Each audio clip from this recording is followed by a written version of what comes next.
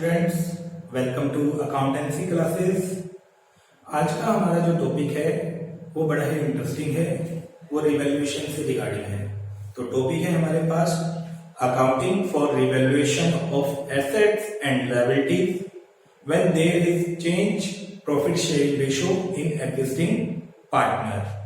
मतलब कि जो वर्तमान में हमारे पास साझेदार है, अगर उनके बीच उनकी प्रॉफिट शेयरिंग रेशियो में कोई भी चेंज आता है तो उस टाइम हमें जो भी हमारे पास एसेट्स या लायबिलिटी है उनकी दोबारा से वैल्यू लगानी होती है। अब मतलब कि जब पार्टनर्स की रेशियो चेंज होती है, एग्जिस्टिंग पार्टनर की रेशियो चेंज होती है, तो तब हमें एसेट्स और लायबिलिटी की दोबारा से वैल्यू क्यों लगानी होती है, उनकी दोबारा से हमें एसेट्स और लायबिलिटी की रिवैल्यूएशन क्यों करना होता है। तो उसके पीछे क्या रीजन है, क्या कारण है? तो उसके पीछे जो रीजन है वो ये है कि जब रेशियो चेंज हुई है एग्जिस्टिंग पार्टनर के बीच में, जो मतलब प्रॉफिट शेयरिंग रेशियो है वो एग्जिस्टिंग पार्टनर के बीच में जो चेंज हुई है, तो उस टाइम जो एसेट और लायबिलिटी की वैल्यू होगी, जो उस टाइम एसेट और लायबिलिटी की वैल्यू होगी, वो जो बुक्स में उन्हीं एसेट और लायबिलिटी की जो वैल्यू दी होगी उसके साथ वो मैच नहीं होती होगी, वो उससे डिफरेंट होगी। मैं दोबारा इस चीज को बताना चाहूंगा कि जो हमारे पास बैलेंस शीट में किसी भी एसेट या लायबिलिटी की जो वैल्यू दी होगी और जो हमारे पास जब प्रॉफिट शेयरिंग रेशियो चेंज हुई है एग्जिस्टिंग पार्टनर के बीच, उस टाइम उन एसेट्स और लायबिलिटी की जो वैल्यू दी होगी वो सेम नहीं होगी, वो डिफरेंट होगी, उनमें कुछ जो है डिफरेंस होगा, वो अलग होगी। हो सकता है कि कोई एसेट ऐसी होगी जो टाइम के बीतने के साथ साथ उस एसेट की वैल्यू वो इंक्रीज हो गई हो, या कोई ऐसा भी हो सकता है कि कुछ एसेट ऐसी हो सकती है जिनकी वैल्यू जो है वो टाइम बीतने के साथ साथ कम हो गई हो।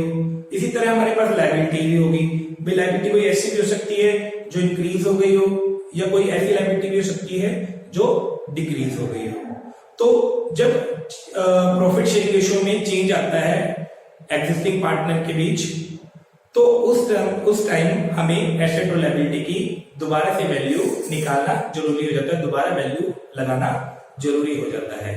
और ये जो हमारे पास एसेट और लायबिलिटी की जो दोबारा से वैल्यू हमने लगाई है, उसके कारण जो भी प्रॉफिट या लॉस होगा हमें, वो पार्टनर्स की जो ओल्ड रेशियो है उसी के बीच में उस प्रॉफिट या लॉस को शेयर किया जाएगा। अब ओल्ड रेशियो में इसको क्यों शेयर किया जाएगा? क्योंकि जो एसेट और लायबिलिटी की वैल्यू चेंज हुई है उसके कारण जो प्रॉफिट या लॉस हुआ है वो उनकी रेशियो चेंज होने से पहले का है इफेक्ट। तो जो भी प्रॉफिट या लॉस हुआ है एसेट की वैल्यू या लायबिलिटी की वैल्यू कम या ज्यादा होने से जो भी प्रॉफिट लॉस हुआ है, तो उसका जो इफेक्ट है वो ओल्ड रेशियो के हिसाब से ही खत्म करेंगे हम। ठीक है, तो चलो एक बार इसको समझने की कोशिश करेंगे हम। तो इसको हम दो तरीकों से दिखा सकते हैं, वो क्वेश्चन में दिया हुआ लिखा हुआ है when revised value are to be recorded in the books। मतलब कि जो भी चेंजेस आए हैं एसेट या लायबिलिटी की वैल्यू में, उन चेंजेस को आपने अपनी बैलेंस शीट में दिखाना है। मतलब एक एग्जांपल से समझा देता हूं। मान लो कि आपके पास कोई एसेट है, कोई मशीनरी है, उसकी वैल्यू आपके पास 5 लाख दी हुई है बैलेंस शीट में, और बोला हुआ है कि एट प्रेजेंट चेंज हुआ जब प्रॉफिट शेयरिंग रेशियो में पार्टनर्स की, मतलब कि at the time of change in profit sharing ratio in existing partner, तो उस टाइम जो उसी मशीनरी की वैल्यू है वो कंसीडर की गई 4,50,000, मतलब 4,50,000। पहले तो बुक्स में उसकी वैल्यू क्या थी? 5 लाख थी, 5 लाख थी उस मशीनरी की वैल्यू, लेकिन एट प्रेजेंट उसकी वैल्यू कितनी कंसीडर की गई, कितनी वैल्यू लगाई गई? 4,50,000। तो इट मींस उसकी वैल्यू क्या हो गई? 50,000 डिक्रीज हो गई। अब 50,000 डिक्रीज हो गई ना, तो अब दोबारा रिवैल्यू लगाने से उसकी जो वैल्यू आई है हमारे पास मशीनरी की, वो आई है 4,50,000, क्वेश्चन में दिया हुआ है हमारे पास। तो अब मैंने कहा था इसके दो तरीके हैं, तो मैं पहला केस आपको बताता कि when revised value are to be recorded in the books, मतलब कि जो भी चेंज आएंगे आप उसको रिकॉर्ड करोगे बुक्स के अंदर। तो आप जब नई बैलेंस शीट बनाओगे चेंज होने के बाद प्रॉफिट शेयरिंग रेशियो, तो मशीनरी की जो वैल्यू दिखाओगे ना, वो चेंजिंग वैल्यू दिखाओगे उसकी। तो चेंजिंग वैल्यू क्या हो गई? अब उसकी चेंजिंग वैल्यू 4,50,000 हो गई। तो यानी कि आप उस मशीनरी की वैल्यू बुक्स में 4,50,000 दिखाओगे, ना कि 5 लाख। इस चीज का आपने ध्यान रखना है, ठीक है। दूसरा क्या है हमारे पास, when revised value are not to be recorded in the books, मतलब कि जब पार्टनर्स मतलब अपनी एसेट्स या लायबिलिटी की जो भी वैल्यूज चेंज हुई है, जो भी रिवाइज वैल्यू आई है, उनको वो बुक्स में शो करना नहीं चाहते, मतलब उसको रिकॉर्ड करना नहीं चाहते। तो उस केस में क्या होगा, तो जो भी हमारे पास उसके अंदर चेंजेस आए तो उसको पार्टनर्स नहीं दिखाएंगे। मतलब उसी एग्जांपल में लेता हूं कि मशीनरी की वैल्यू 5 लाख थी, लेकिन अब कंसीडर चेंज के टाइम जो कंसीडर की गई वैल्यू वो 4,50,000 कंसीडर की गई, उस एसेट की वैल्यू रिवैल्यू लगाई गई। तो अब पार्टनर क्या है, रिवाइज वैल्यू पर दिखाना नहीं चाहते, बुक्स के अंदर रिवाइज वैल्यू को रिकॉर्ड करना नहीं चाहते। तो आप उस मशीनरी की वैल्यू कितनी दिखाओगे, 5 लाख ही दिखाओगे। अब आप उसमें चेंज नहीं कर सकते, आपकी जो पहले वैल्यू थी आप वही कंसीडर करोगे। तो ये 2 तरीके हैं हमारे पास जिसमें हम रिवैल्यूएशन को दिखाएंगे, ठीक है। तो एक बार रिवैल्यूएशन अकाउंट समझ लेते हैं। रिवैल्यूएशन अकाउंट होता क्या है, मतलब इसमें एंट्री कैसे रिकॉर्ड होगी, ठीक है। चलो हम समझते हैं, पहले जर्नल एंट्री के थ्रू समझते हैं, जो लॉजिकल होता है, बिल्कुल सही, ठीक है। एसेट का बैलेंस कौन सा होता है, हमने पढ़ा ना 11th में, ट्रायल बैलेंस भी देखा था हमने। कोई भी हमारे पास ट्रांजैक्शन होते हैं उसके 2 इफेक्ट होते हैं, डेबिट और क्रेडिट करते हैं हम, और हमें पता होता है कि एसेट्स जो है उनका डेबिट बैलेंस होता है, liabilities are credit balance, expenses are debit balance, incomes are credit balance, ठीक है। तो हमें इन चीजों के बारे में पता है पहले से। तो एसेट का डेबिट बैलेंस है, और हमें पता था कि एसेट डेबिट बैलेंस है, जब भी एसेट इंक्रीज होगी तो वो डेबिट ही होगी, और जब भी एसेट डिक्रीज होगी तो इट मींस एसेट की वैल्यू जब भी डिक्रीज होगी तो एसेट को क्या करना पड़ेगा, हमें क्रेडिट करना पड़ेगा। चलो अब इसको समझते हैं रिवैल्यूएशन के अकॉर्डिंग।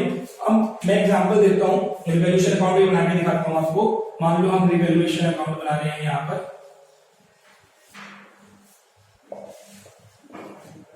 पहली बात तो रिवैल्यूएशन अकाउंट जो है वो नॉमिनल अकाउंट है, वो नॉमिनल अकाउंट है हमारे पास, ठीक है। ये हमारे पास डेबिट साइड और ये हमारे पास क्रेडिट साइड, ठीक है। Particular amount. चलो हम शुरू करते हैं। अगर मान लो किसी एसेट की वैल्यू इंक्रीज हो जाती है पहले के कंपैरिजन इंक्रीज हो जाती है, तो उस केस में क्या होगा, अब एसेट की वैल्यू इंक्रीज हो रही है दोबारा से वैल्यू लगाने पर, ठीक है।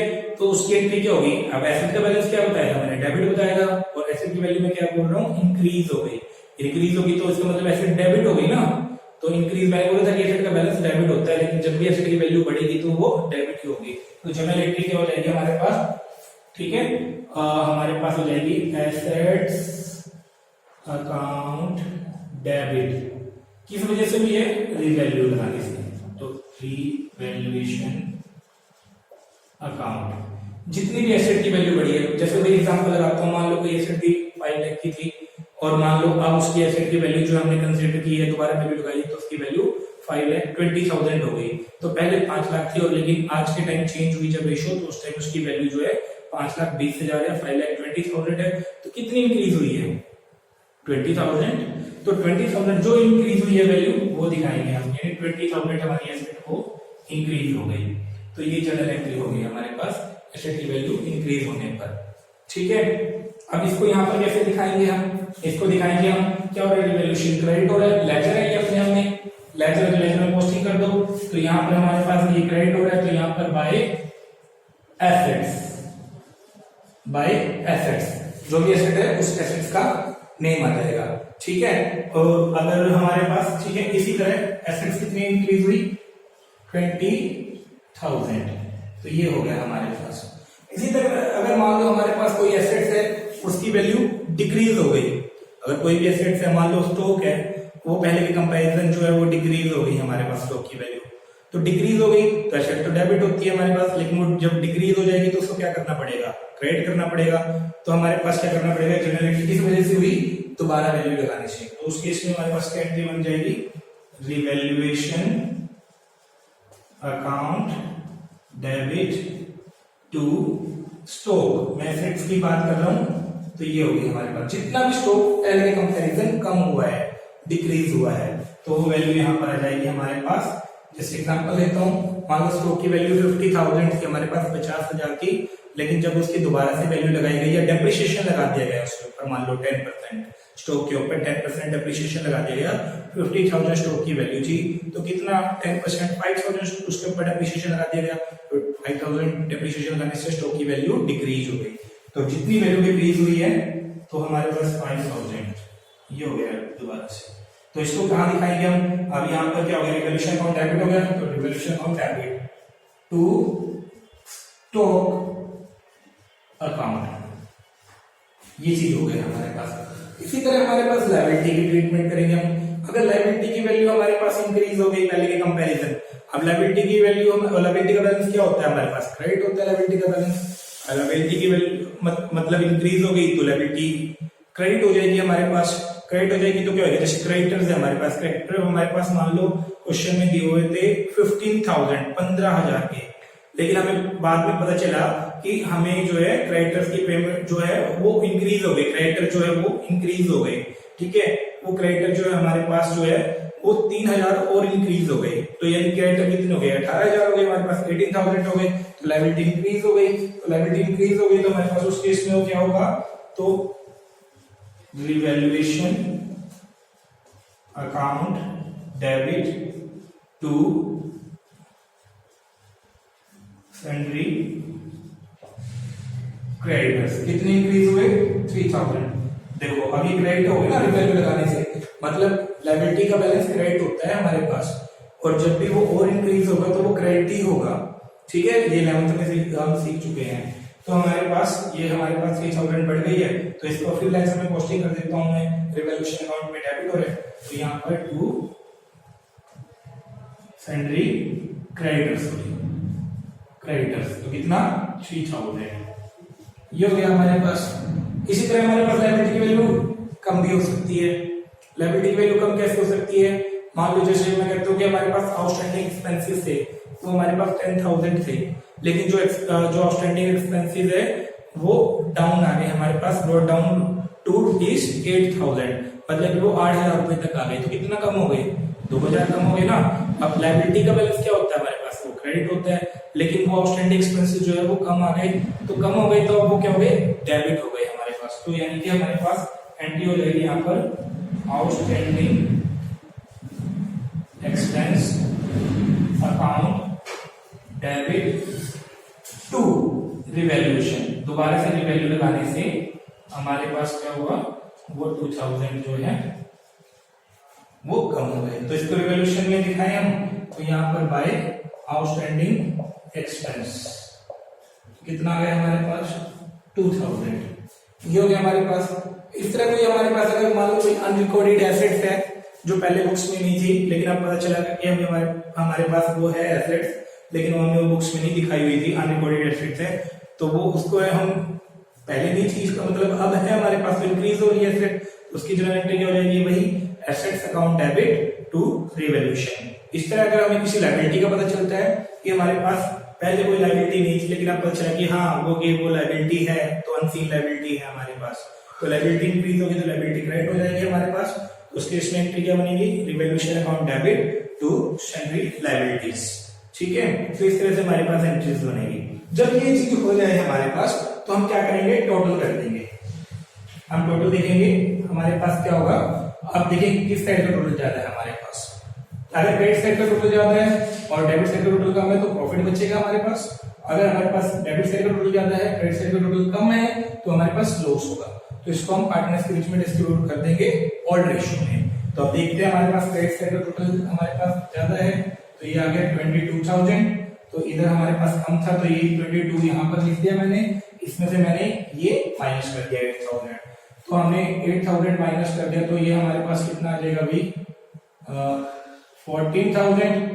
अब ये पार्टनर्स में हम बांट देंगे to net profit transfer to partner capital account. आपने इसमें एक चीज ध्यान रखनी है कि कैपिटल अकाउंट आपके क्या है, फिक्स है या फ्लक्चुएट है। अगर आपके पार्टनर्स के कैपिटल अकाउंट जो है फ्लक्चुएट है तो यहाँ पर कैपिटल अकाउंट लिखा जाएगा, अगर आप पार्टनर्स के कैपिटल अकाउंट फिक्स है तो यहाँ पर करंट अकाउंट लिखा जाएगा। आप ये चीज का ध्यान रखना, ठीक है। तो जो रेशियो होगी, ओल्ड जो रेशियो दी होगी, उस ओल्ड रेशियो में हम इस प्रॉफिट को हम डिस्ट्रीब्यूट कर देंगे।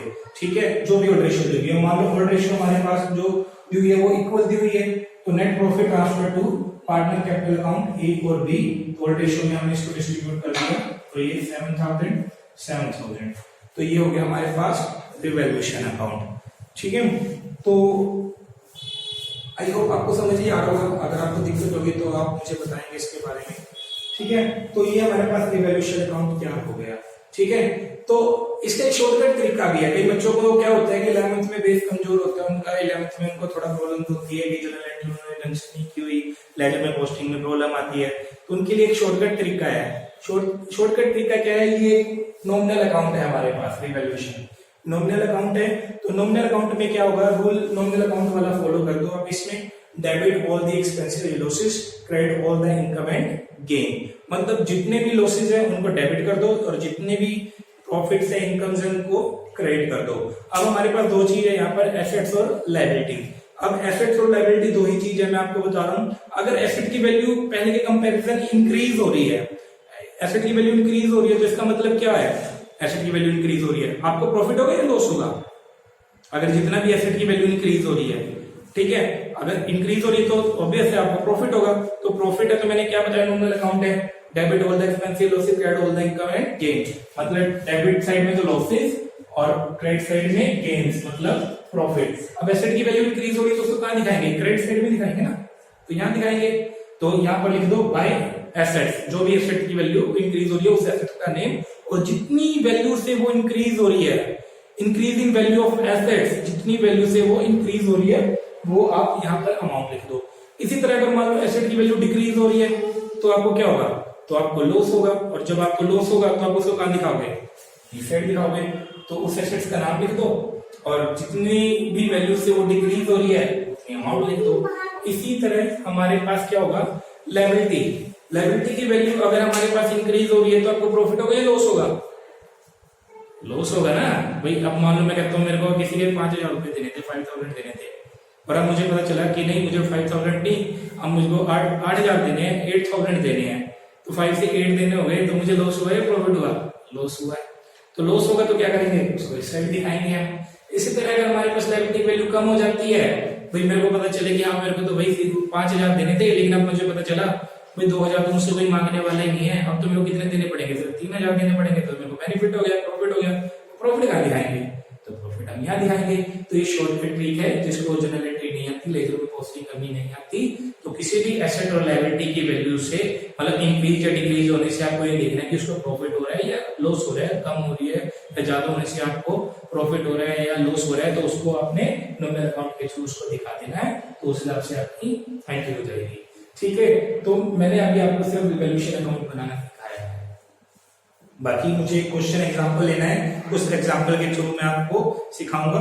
तो इस वीडियो के बाद मैं एक और वीडियो शायद अपलोड करूं या इसी के साथ मर्ज कर दूं एक और वीडियो को एग्जांपल के साथ, जिससे कि आपको ये टॉपिक बिल्कुल अच्छी तरह से क्लियर हो जाए।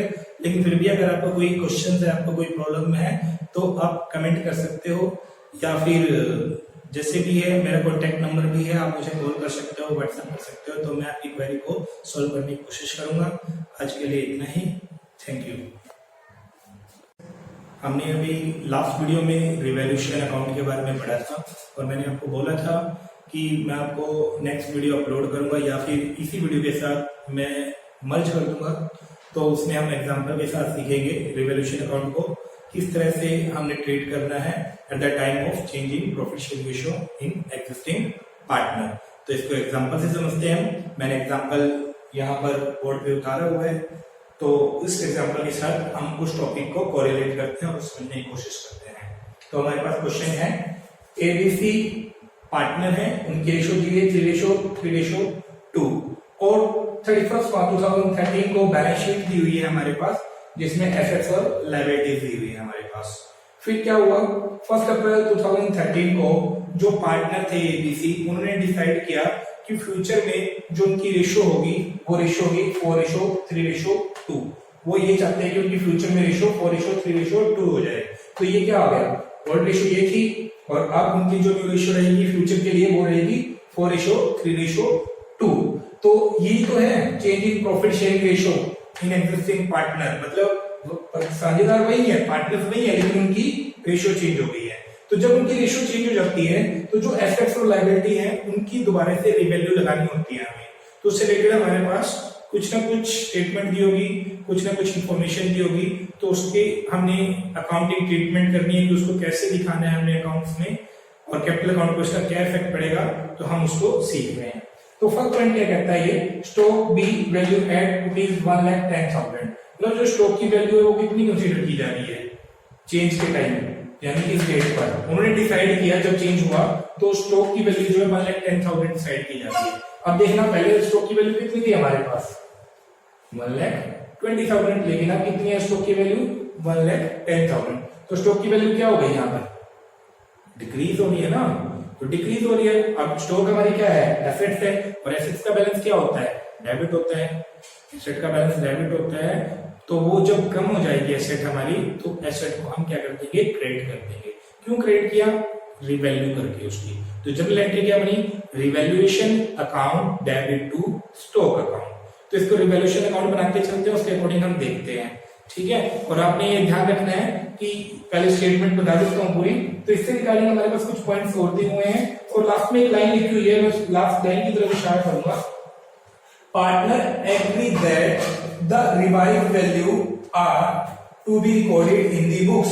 मैंने जो आपको वीडियो में बताया था कि जो हमारे पास accounting for revaluation of asset and liability है, उसके हमारे पास दो तरीके हैं, उसके दो वे हैं, हमारे पास 2 वे हैं। उनको हम किस तरह से ट्रीट करेंगे, मतलब एक तो जब पार्टनर ने डिसाइड किया है कि जो भी चेंजेस हुए हैं, जो भी रिवाइज वैल्यू है, उनको वो बुक्स में दिखाना चाहते हैं, और दूसरा था कि जो भी रिवाइज वैल्यू है उनको वो बुक्स में रिकॉर्ड करना नहीं चाहते।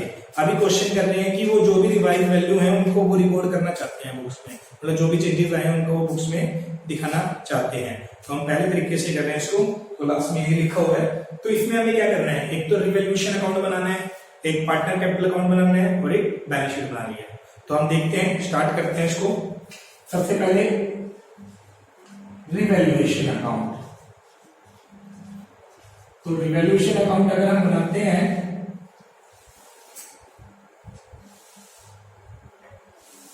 तो ये डेबिट साइड और ये क्रेडिट साइड, ये पर्टिकुलर अमाउंट। अब हमारे पास पहला पॉइंट क्या था, ये आपने देखा भी था।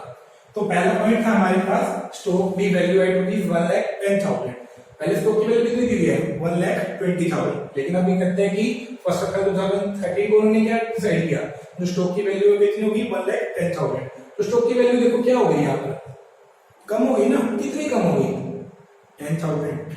10,000 जो है वो डिक्रीज हो गई। तो 10,000 जब डिक्रीज होगी तो जनरल एंट्री क्या बनी इसकी हमारे पास, revaluation account debit to stock account. मतलब स्टॉक जो है वो एसेट है, डेबिट बैलेंस होता है, लेकिन वो वैल्यू कम हो गई है, तो जितनी वैल्यू कम हो गई है उतने से ही हमने उस एसेट वैल्यू को क्रेडिट कर दिया। तो जनरल एंट्री बनी हमारी revaluation account debit to stock. तो रिवैल्यूएशन अकाउंट डेबिट, तो यहाँ पर टू स्टॉक अकाउंट, जितनी वैल्यू कम हुई है हमारे पास, तो 10,000 ये चीज। और मैंने दूसरा एक शॉर्टकट ट्रिक भी बताई थी कि शॉर्टकट जो ट्रिक है हमारे पास, उसमें क्या होगा, उसके अंदर मैंने बताया था कि नॉमिनल अकाउंट है, अगर लॉस होता है तो आपने इस साइड लिखना है, अगर प्रॉफिट होता है तो आपने इस साइड लिखना है। अब स्टॉक की वैल्यू क्या हो रही है, कम हो रही है, तो क्या हो रहा है, लॉस हो रहा है, तो इसलिए मैंने इस साइड लिख दिया। दोनों तरीके आपके पास करने के लिए, ठीक है। उसके बाद हम दूसरा पॉइंट करते हैं, मशीनरी की वैल्यू क्या करते हैं, machinery is to be depreciate by 10%। Machinery की वैल्यू हमें क्या करना है 10% से डेप्रिशिएट करनी है। तो मशीनरी की वैल्यू कितनी है यहाँ पर 1,59,000। अब 10% डेप्रिशिएट मतलब उसकी वैल्यू कम करनी है। डेप्रिशिएट करने की एंट्री क्या होती है, depreciation account debit to machinery. Machinery हमारे पास क्या हो गई, क्रेडिट हो गई ना, मशीनरी की वैल्यू कम हो गई। अब डेप्रिशिएट किया तो इसको रिवैल्यू कर रहे हैं हम, तो रिवैल्यू कर रहे हैं तो एंट्री बन गई revaluation account debit to machinery account. तो ये फिर हमारे पास टू मशीनरी अकाउंट, तो ये लिखेंगे हम यहाँ पर मशीनरी अकाउंट कितना 10% बोल रहे हैं, तो इसका 10% कितना हुआ, तो ये हो गया 15,900, ये हो गया हमारे पास। नेक्स्ट क्या होगा हमारे पास, a provision for made for doubtful debts at the rate 5%। हमने प्रोविजन तैयार करना है। प्रोविजन कितने के होते हैं, हमारी लायबिलिटी होते हैं, तो लायबिलिटी इंक्रीज हो गई है, और किस पे बनता है, ये डेटर्स पे बनता है, तो डेटर की वैल्यू कम हो रही है। तो एसेट कम हो रही है तो लॉस हो रहा है हमारे पास।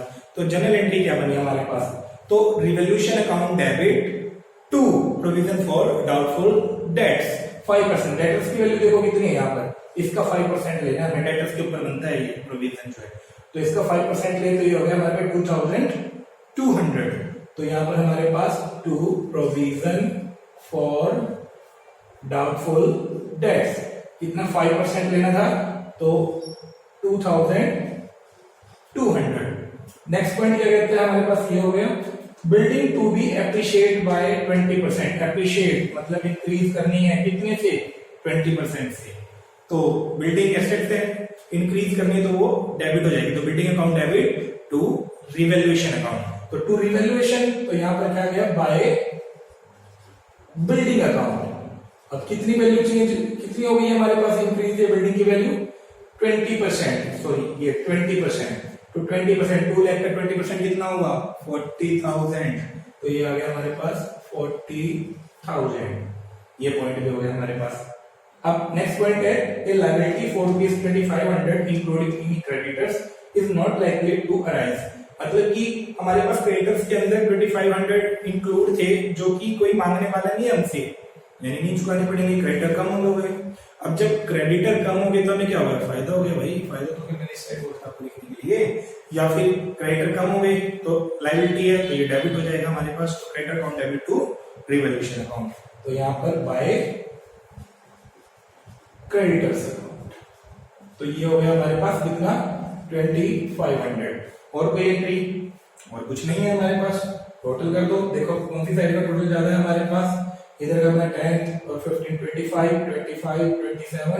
27 और ये हमारे 28,100 आ रहे हैं आई थिंक इधर का टोटल, और इधर का 40,000 अकेला इधर तो ज्यादा तो इधर का होगा ना, तो मैं इधर भी, तो ये आ गया 42,500, तो इधर भी 42,500 ये आ गया। अब इसमें से माइनस कर देते हैं, कितना हो गया देखना करके हमारे पास 10 15 25 और ये 2 27 28 हमारे पास 100, तो माइनस करके देख लेंगे कितना हो गया 42,500 28,100, तो 0 0 5 में से बन गया 4 और ये कितना हो गया हमारे पास 12 में से 8 गया 4 और यहाँ पर हमारे पास 3 ये आ गया। तो ये हमारे पास क्या बचा, ये हमारे पास प्रॉफिट बचा।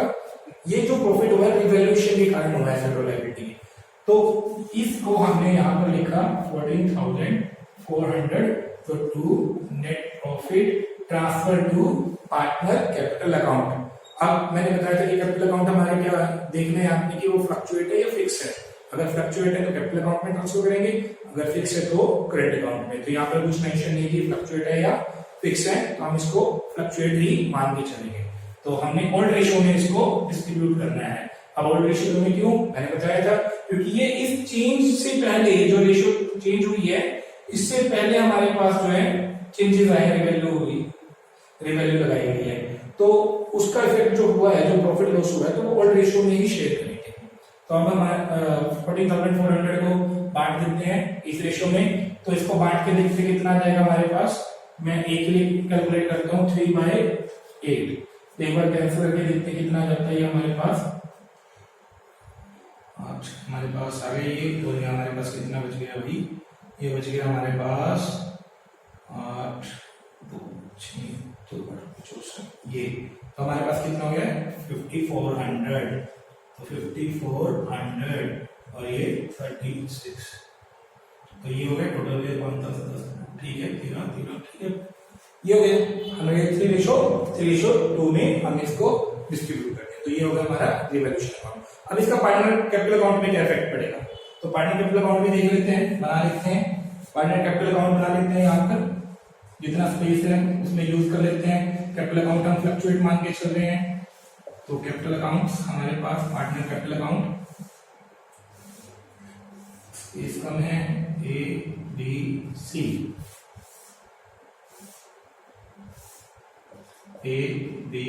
सबसे पहले कैपिटल के balance by balance brought down, तो हमारे पास कैपिटल के बैलेंस कहां थे क्वेश्चन में, ये दिए हुए हैं कैपिटल के बैलेंस कितने, 2 लाख 1 लाख 50 1 लाख 50, तो ये लिया हमने 2 लाख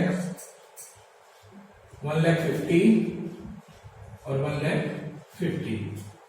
उसके बाद हम क्या करेंगे, उसके बाद जो एक रिवैल्यूएशन का प्रॉफिट है ये तो ट्रांसफर किया हमने कैपिटल अकाउंट में उनके, तो कैपिटल अकाउंट में ट्रांसफर किया तो चलो लिखते क्या बनेगी यहाँ से, revaluation account debit to A's capital to B's capital to C capital. Ledger में पोस्टिंग कर रहे हैं तो कैपिटल अकाउंट क्रेडिट हो गया, तो ये प्रॉफिट उनमें जा रहा है, तो बाय रिवैल्यूएशन अकाउंट, तो ये आ गया हमारे पास, ये होगा हमारे पास। उसके बाद क्या हुआ, उसके बाद बैलेंस शीट को चेक करो, लायबिलिटी साइड में क्या दिया हुआ है, यहाँ पर देखो रिजर्व दिया हुआ है। हमने एक टॉपिक किया था accounting treatment for reserve and accumulated profits, तो मैंने उसमें बताया था कि ये हमारे पास हम लोग कैपिटल में ट्रांसफर करना चाहते हैं, नहीं चाहते हैं, कहीं क्वेश्चन में लेकिन इसके बारे में कुछ भी मेंशन नहीं है। तो जब हमारे पास कोई इन्फॉर्मेशन ना दे क्योंकि रिजर्व का क्या करना है, तो आपने उसको क्या करना है, उसको आपने वर्ड रेशियो में डिस्ट्रीब्यूट कर देना है, ट्रांसफर कर देना है उनके कैपिटल अकाउंट में। अगर वो स्पेशली बोलता है कि वो कैपिटल अकाउंट में ट्रांसफर करना नहीं चाहते, तो आपने क्या करना है, सेक्रीफाई रेशियो निकालनी है, मतलब देखना है कौन सेक्रीफाइस और कौन गेनिंग है, तो उसका इफेक्ट के हिसाब से गेनिंग को डेबिट करना है और सेक्रीफाइस को क्रेडिट करना है। लेकिन इसमें कुछ इन्फॉर्मेशन नहीं है हमारे पास, there are no information regarding to general reserve, तो उस केस में क्या करेंगे, जनरल रिजर्व को हम कैपिटल अकाउंट में ट्रांसफर कर देंगे। तो जनरल रिजर्व को ट्रांसफर करेंगे तो जनरल क्या बनाया हमने, general reserve account debit to all capital account, ठीक है, ऑल में मतलब A capital account, B capital account to C capital account, तो यहाँ पर बाय जनरल रिजर्व हमने ट्रांसफर कर दिया। कितना जनरल रिजर्व हमारे पास 36,000, तो 36,000 को 3:2 में डिस्ट्रीब्यूट कर दो, तो ये कितना आ गया देख लेते हैं एक बार भाई, कैलकुलेशन बहुत ज्यादा लेंथी हो जाएगी हमारी तो इसमें, चलो करके देख लेते हैं। अगर भी ये हमारे पास कितना आ गया, ये तो ये आ गया,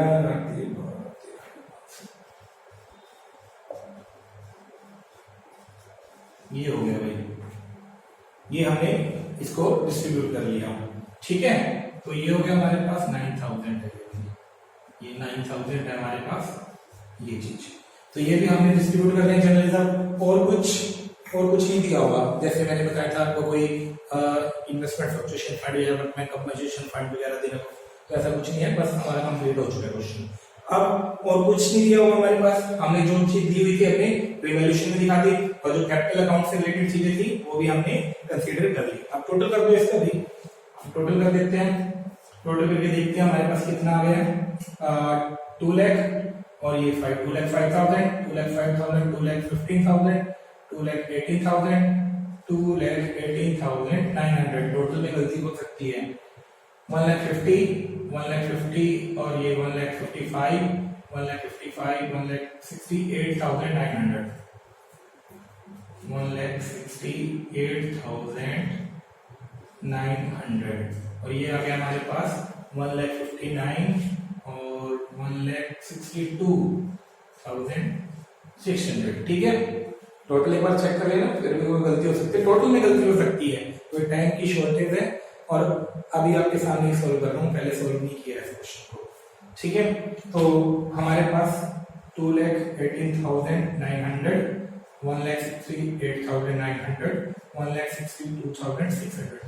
हाँ बेटा, आप टोटल चेक करना, अगर आपको कोई दिक्कत आती है तो मुझे जरूर बताना, ताकि मैं इसको अभी रेक्टिफाई कर सकूं, ठीक है, और भाई हम दूसरों को कोई प्रॉब्लम ना हो। तो ये हमारे पास क्या आ गया, ये हमारे पास आ गया टू बैलेंस कैरी डाउन, तो 2,18,900, 1,68,900 और 1,62,600, तो ये हमारे पास उनकी नई कैपिटल का बैलेंस आ गया, ठीक है, हो गया। अब बैलेंस शीट और बना देते हैं, तो बैलेंस शीट और बना देते हैं, क्योंकि हमने अब क्वेश्चन में लास्ट में बोला हुआ था कि हमने जो पार्टनर एग्रीगेट सीट पे कर रहे हैं, रिवाइज वैल्यू जो है रिकॉर्ड करनी है हमने बुक्स में, तो मतलब जो भी चेंजेस हुए हैं उन चेंजेस को हमने दिखाना है। तो सबसे पहले क्या था हमारे पास, बैंक का बैलेंस है एसेट साइड में, तो बैंक के बैलेंस में कोई चेंज हुआ ना, तो पैसा आया ना ही गया, तो बैंक का बैलेंस एज इट जो था वही का वही 37,000।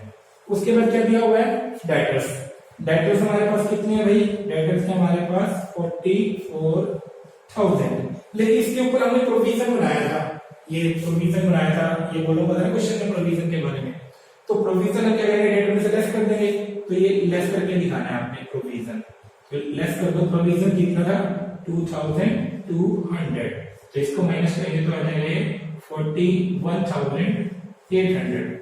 ठीक है, उसके बाद चेक करते रहना आप। ठीक है, उसके बाद हमारे पास क्या था, उसके बाद हमारे पास स्टॉक था। स्टॉक के बारे में क्या बोला था क्वेश्चन में, देखो स्टॉक भी हमारा कम हो गया था, यहाँ पर लिखा स्टॉक की वैल्यू 1,10,000 हो गई ना, तो 1,10,000 रिवाइज वैल्यू पे दिखाना है, तो रिवाइज वैल्यू तो हमारे पास क्या आई 1,10,000।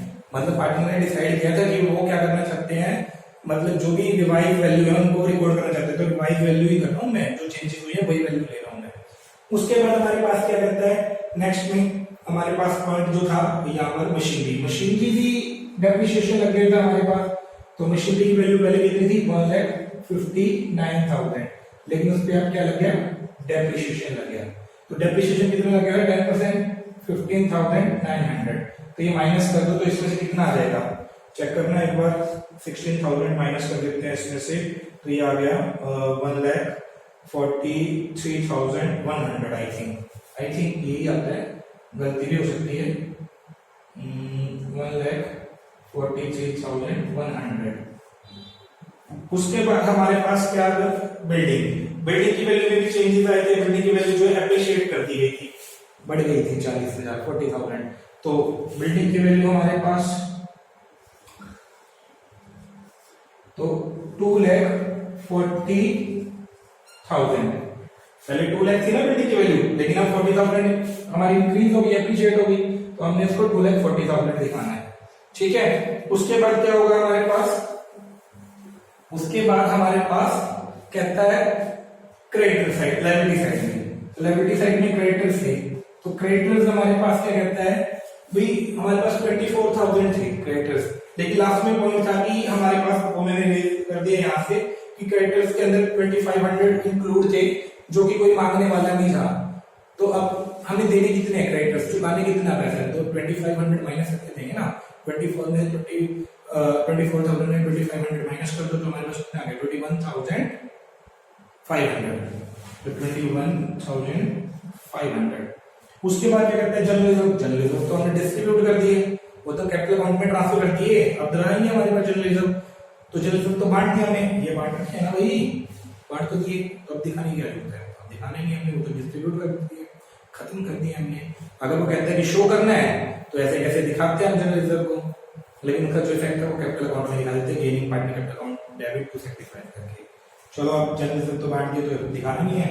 उसके बाद हम कहते हैं कैपिटल, अब कैपिटल ए बी सी, अब कैपिटल ये नहीं, कैपिटल जो कैपिटल अकाउंट से आई है हमारे पास, क्या कैपिटल आई है 2,18,900, 1,68,900 और 1,62,600। आप ऐसे कीजिए फटाफट मुझे टोटल करके बताइए इस फिगर कितना है, मैं इधर का इसको ऐड करता हूं, इतना 0 0 18 और 6 हमारे पास कितना हो गया भाई 4, तो ये आ गया हमारा 8 होगा